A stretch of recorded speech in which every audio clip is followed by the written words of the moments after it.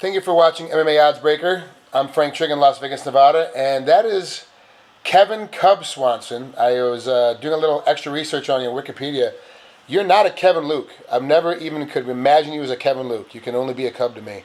Do very many people ever, other than your mom and your dad, or your mom rather, does anybody else ever call you Kevin, or is it always Cub? Nah. Everybody calls me Cub. Just a couple friends try to be funny here and there, call me Kevin. But really, I only use that name when I'm like at Starbucks or something in my hometown and don't want to be yelling Cub.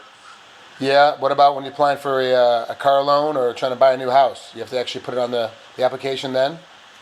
Nah, yeah, I use my real name when I do any kind of forms. That's actually a pretty good thing, because most people know my first name isn't Frank, it's Dewey, and so all my official stuff is Dewey.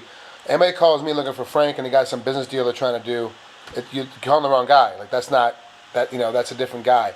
Do you get a lot of that now, especially with your fame in the UFC, where people are trying to call you for deals and they're, hey Cub, we met and this deal's this and this deal's that? Not getting it too much yet. I'm just starting to notice a lot of people trying to hit me up. But not too much. Okay. Also on your Wikipedia, I read that you spent some time helping out some disabled kids. Is that something you want to go back to once you're done fighting? Is it something you're still active in now with your volunteer work, or have you just put that all on the wayside for the time being? Yeah, I really haven't done it in a while. I got into it because my youngest sister has Down syndrome. Oh. And so I got into it because of that. And I did it for about 3-4 years. I really enjoyed it. Got my early childhood education classes, and really took it serious before I pursued this full time. But it's something I'd like to get into. Just like helping out kids. But I do a lot of speaking at schools, anyways.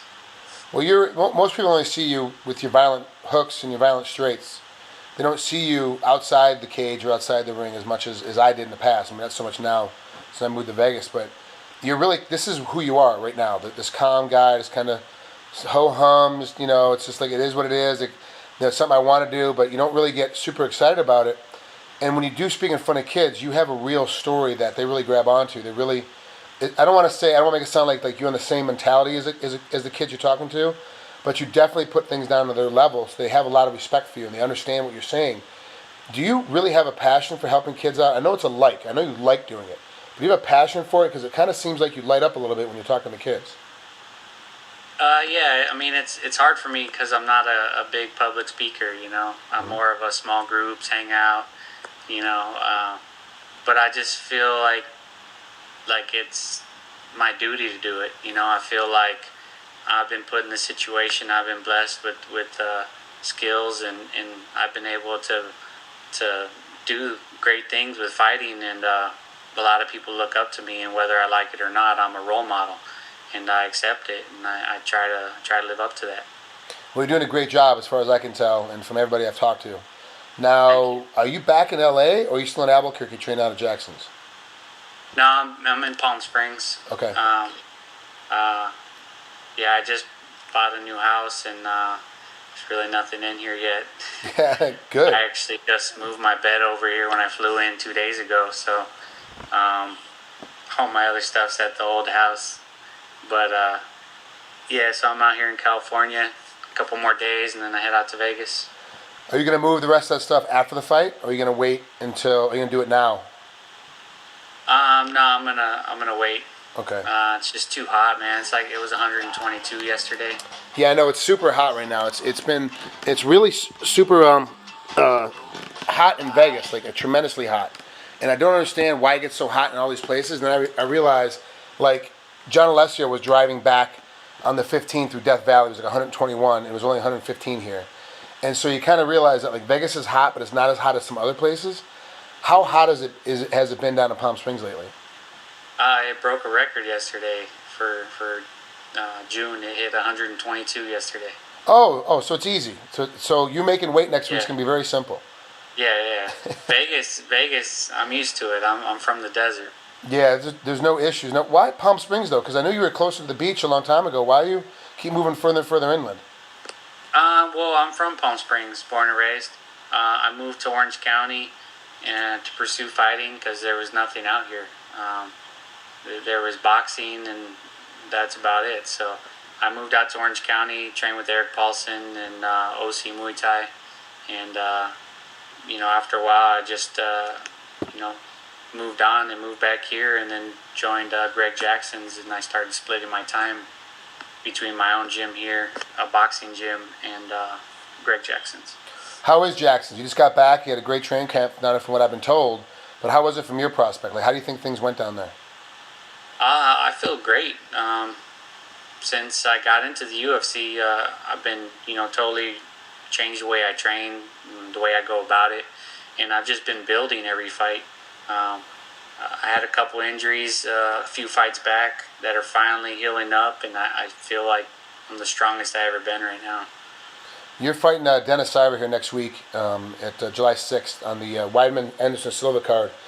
How much extra media has come at you, because this is such a huge card with Anderson Silva fighting Chris Weidman, and everybody, including the betting lines and everybody involved, they all think that this fight's a lot closer than any other fight Silva's had. Have you gotten a lot more media because of this?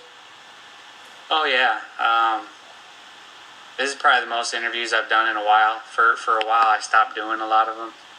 Just kind of got sick of it. But, at this point, I'm very comfortable with where I'm at and what I'm doing. And a lot of people actually been hitting me up more about my story, and they're trying to do more background stuff on me, kind of get to know me more. So I think for the fans, they deserve to know that, and I'm trying to get it out there.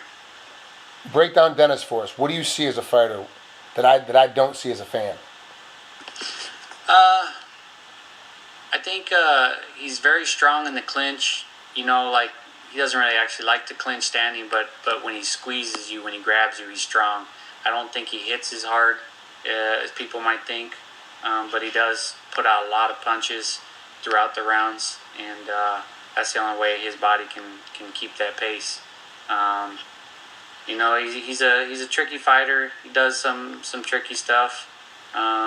He's definitely going to try to take me down, but I'm prepared for everything, so I'm ready. In Greg Jackson's camp, who was short enough and thick enough to play Dennis for you in sparring? Like, I can't think of anybody down there that can be that size unless it's like Demetrio Page, and he's a little bit taller, Yeah, well, I don't know how short Siver really is. So I had plenty of short, stocky guys. There was 2 really good wrestlers that were helping me out. Then I got Diego Brandao, who's a little shorter than me and pretty stocky, especially in his off season. Yeah. I got another guy, Tommy Truex. He's stocky as hell, and he's shorter than me, and he bangs. So, and then there's a couple Mexican kickboxers out there. So I had a lot of good stocky wrestlers and kickboxers out there. So I felt like I had plenty of work. Good. All right, last question before I let you out of here. You're on the card. You got to give me a pick. You can't ride the fence. Silva or Weidman? Who's going to win and why? It could go either way, but I'd like to see Weidman win, just to shake things up. I honestly would like to see Anderson Silva, move up to 205 and pursue that, from the bottom up, not just go right after the title. So I'd like to see all these champs kind of shake it up. I would like to, because to me, Anderson Silva's his history is cemented.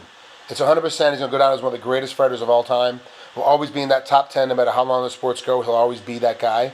At this point, since he's already established, his legacy is already finalized. Let Weidman have it, not let him have it, but have Weidman beat him. And then I agree with you, Cub. Have him go up to 205 and start at the bottom, and just annihilate the division until he gets to the champ and see what happens at that point. The problem is that Silva's older. He's not a young guy anymore. I don't know how much time he has left in the game, but that is what I would love to see, is him go through another run for the next 4 years up at 205. Yeah, definitely. I'd like to see that too.